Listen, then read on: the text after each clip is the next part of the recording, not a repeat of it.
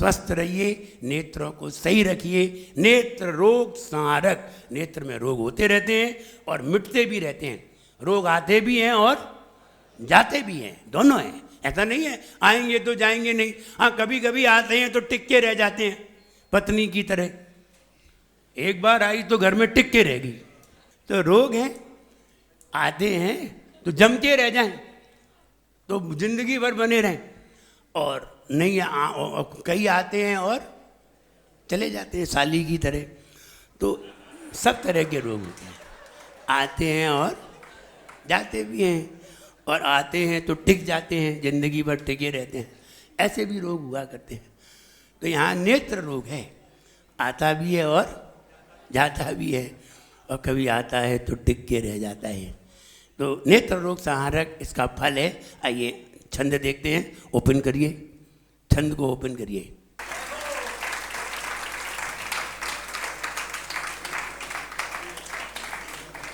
देखिए छंद क्या कहना चाहता है। आदिनाथ भगवान विराजमान है और इंद्र लोग उनकी स्तुति कर रहे हैं, भगवान की भक्ति कर रहे हैं, स्तुति कर रहे हैं। आचार्य मानतुंग महाराज भी हाथ जोड़ करके भक्ति कर रहे हैं। और हिरण का बच्चा जमीन पे पड़ा हुआ है, शेर उसे मारने आ रहा है। हिरण के बच्चे को शेर मारने आ रहा है और हिरणी लड़ने के लिए तैयार है। हिरणी जानती है हम शेर से लड़ नहीं सकते, वो हमें भी निपटा देगा। लेकिन फिर भी बच्चे से इतना प्रेम है, इतना लगाव है, इतनी प्रीति है, जिसके कारण वो अपनी शक्ति का विचार न करते हुए शेर से भी लड़ने को तैयार है। ये भाव आचार्य मानतुंग महाराज देने जा रहे हैं। उन्होंने तीसरे छंद में कहा था, मैं तो अदना सा बालक हूँ। जैसे कि चंद्रमा पानी में पड़ा होता है, वो बालक अबोध पकड़ने के तैयार हो जाता है, वैसे ही मैं हूँ, अबोध हूँ, फिर भी आपकी स्तुति करने के लिए लज्जा छोड़ के तैयार हुआ हूँ। फिर कहते हैं आपके गुणों को गाने में बृहस्पति के समान कोई भी समर्थ नहीं है। अब ये बात कह दी, किसी में भी ताकत नहीं है आपके गुणों को गा दे।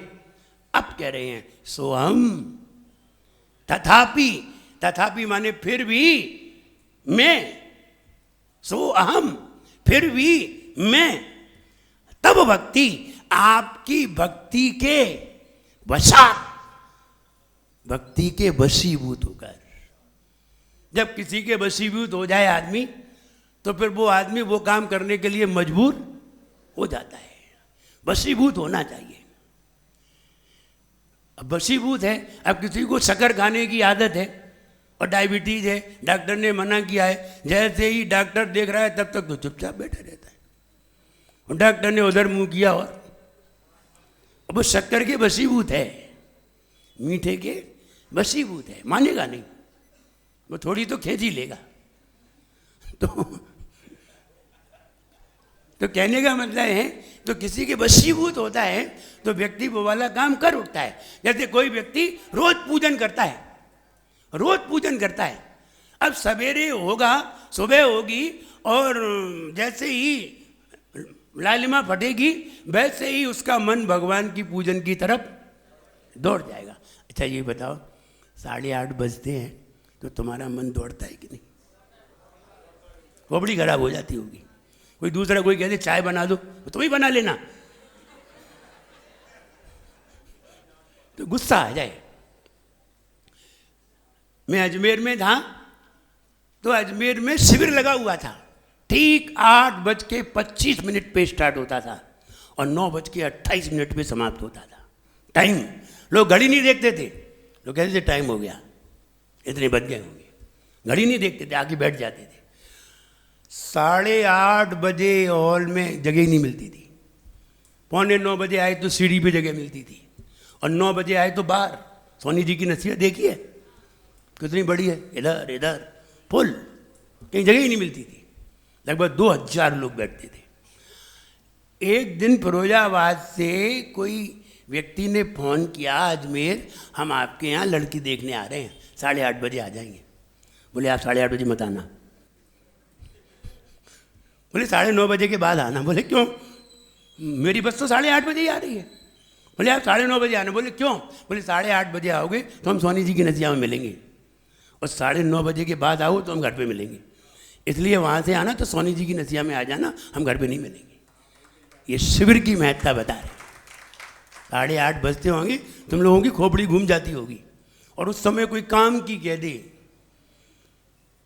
तो अगर मन में आ जाए तो काम ही तमाम कर दें उसका, तो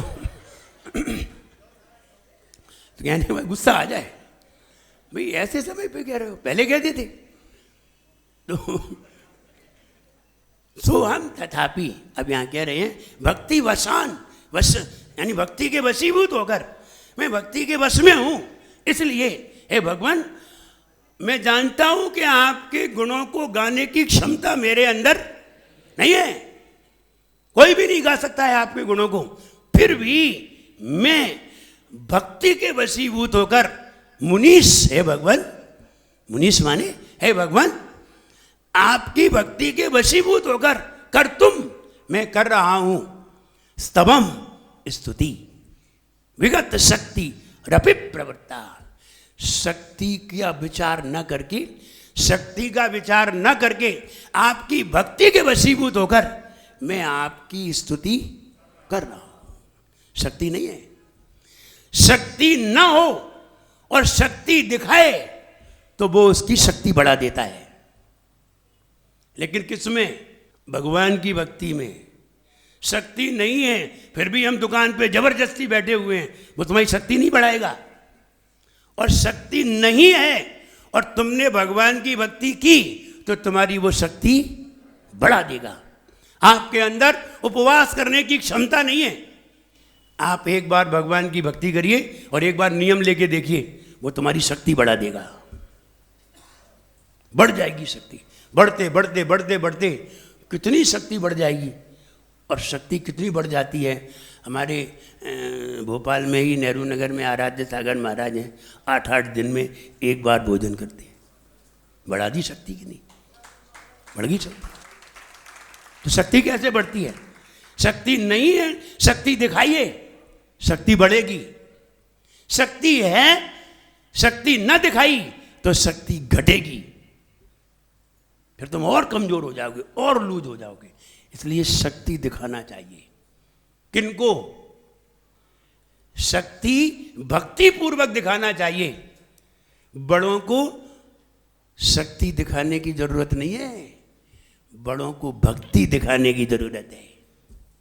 भक्ति दिखाओगे तो वो शक्ति बढ़ा देगा, और शक्ति दिखाई तो वो शक्ति तुम्हारी घटा भी देगा। इसलिए बड़ों को कभी भी शक्ति ना दिखाएं, भक्ति दिखाएं, सेवा दिखाएं। भक्ति सेवा दिखाओगे तुम्हारी शक्ति बढ़ती चली जाएगी। इसलिए यहाँ ये कहा कि शक्ति न होते हुए भी मैं भक्ति के वशीभूत होकर आपकी स्तुति करने को तैयार हुआ हूं। शक्ति नहीं होने पर भी, शक्ति नहीं है, शक्ति दिखा दी, भक्ति दिखा दीजिए, शक्ति आ जाएगी। एक व्यक्ति अजमेर में, एक महिला ने 11,000 की बोली ले ली। उसने समझी 11 की बोली है, वो 11 लाख की बोली थी। मंदिर बनने थे, एक एक मंदिर 11-11 लाख की बोली थी, और उसने समझा 11 की है, 11,000 की। बोले पहला नाम मेरा लिख दो। उसने नाम लिखवा दिया, हाँ, नारेली में। तो पहला मंदिर में अपना नाम लिखवा दिया।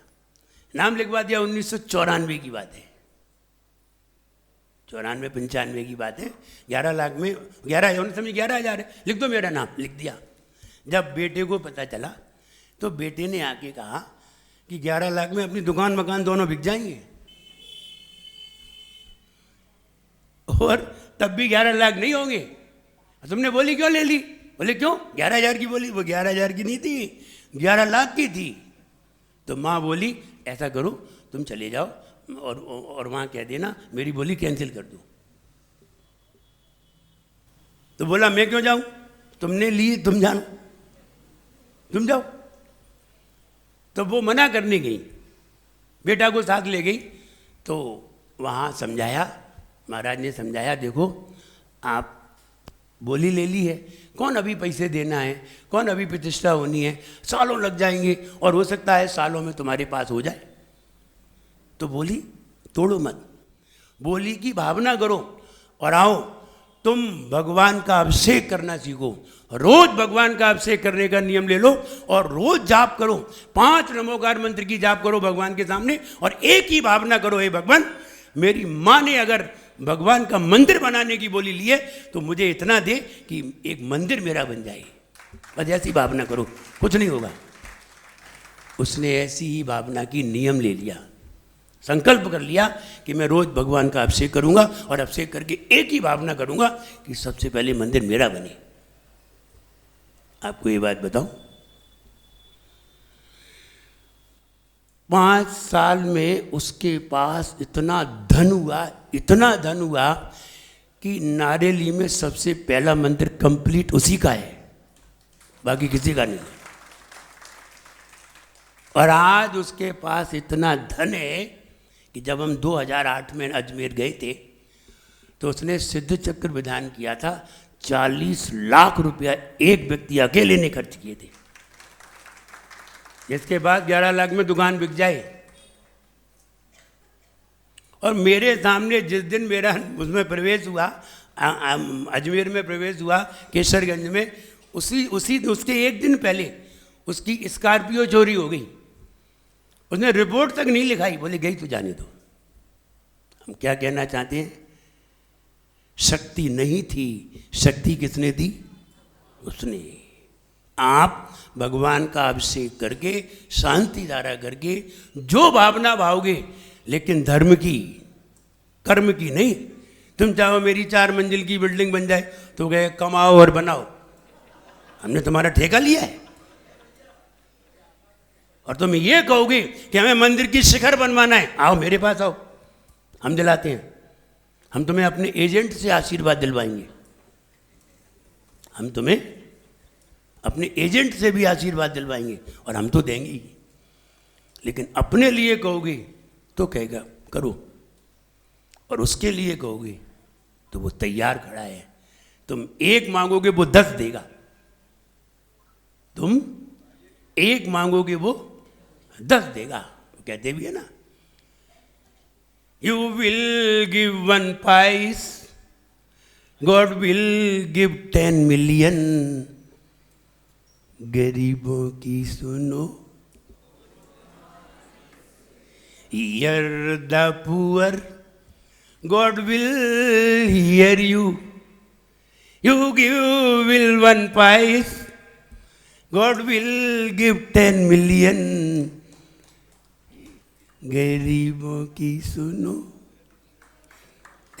इसलिए तुम एक चीज कहोगे वो 10 देगा, लेकिन उसके लिए, अपने लिए नहीं। अपने लिए कहोगे तो कहोगे, वो कहेगा कमाओ और खाओ, मैंने तुम्हारा ठेका नहीं लिया है। मेरे लिए करो तो हम अभी देते हैं। और वो देता इतना है, वो तुम्हें ऐसे ही नहीं देता है और तुम्हें ऐसे ही नहीं मिला है। वो तुमने जितना धर्म में लगाया है उसका 6 गुना देता है। अगर तुम्हें 10 लाख का मुनाफा हुआ है तो 1,70,000 रुपए उसके हैं। किसके? उसके हैं, निकाल के अलग रख दो। और तुमने 10 लाख अपने लिए लगा दिए तो ध्यान रहे वो छोड़ेगा नहीं।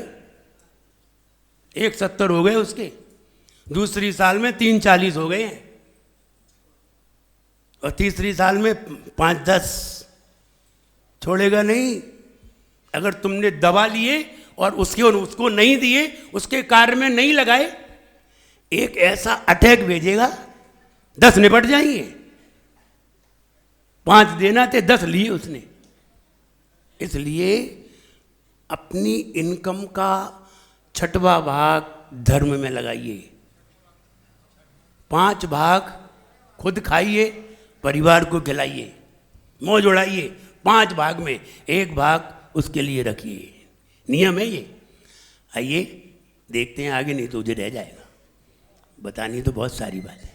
प्रीत्यात्म वीर्य, प्रीति, पहले प्रीति होती है फिर प्रतीति होती है।